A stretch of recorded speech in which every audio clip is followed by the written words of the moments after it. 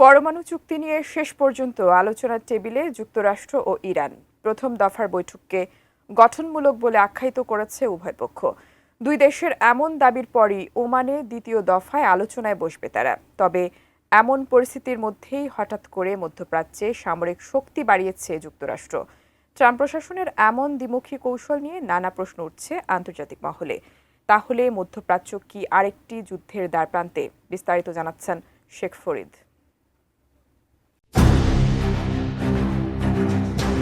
একদিকে পরমাণু চুক্তি নিয়ে আলোচনা, অন্যদিকে মধ্যপ্রাচ্যে সামরিক শক্তি বাড়ানো।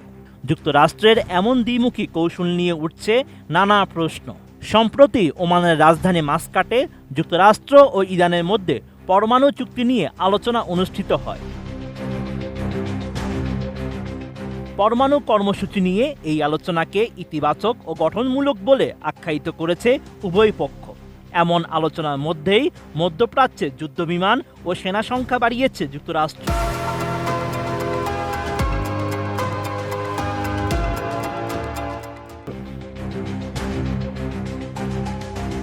বিষয়টি নিয়ে এরই মধ্যে বিবৃতি দিয়েছে পেন্টাগন।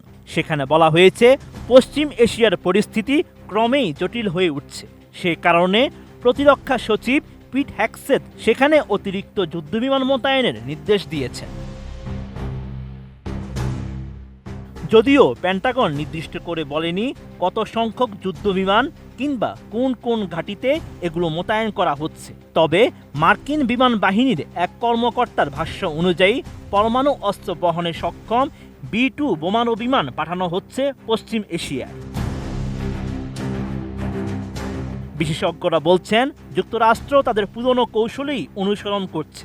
একদিকে আলোচনার টেবিলে বসে শান্তির বার্তা, অন্যদিকে সামরিক হুমকি দিয়ে প্রতিপক্ষকে চাপে ফেলা। অতীতে লিবিয়া, ইরাক ও আফগানিস্তানে এই কৌশল প্রয়োগ করেছে যুক্তরাষ্ট্র। তবে এবার পরিস্থিতি কিছুটা ভিন্ন, কারণ ইরান এবার আলোচনায় রাশিয়া ও চীনের সমর্থন নিয়ে বসেছে। বিশ্লেষকরা বলছেন, এই দুই পরাশক্তির অংশগ্রহণ ইরানকে আগের চেয়ে অনেক বেশি কূটনৈতিক শক্তি দিয়েছে। এর আগে গত 13ই এপ্রিল মার্কিন প্রেসিডেন্ট ট্রাম্প জানান, তিনি ইরান ইস্যুতে খুব দ্রুত সিদ্ধান্ত নিতে চান। আলোচনায় ব্যর্থ হলে সামরিক অভিযান চালানোর হুমকিও দিয়েছেন তিনি। ট্রাম্পের এমন হুমকির পরই ইরানের সামরিক বাহিনীকে যে কোনো হামলা প্রতিরোধের সর্বোচ্চ প্রস্তুতি নেওয়ার নির্দেশ দিয়েছেন দেশটির সর্বোচ্চ ধর্মীয় নেতা আয়াতুল্লাহ আলী খামেনি।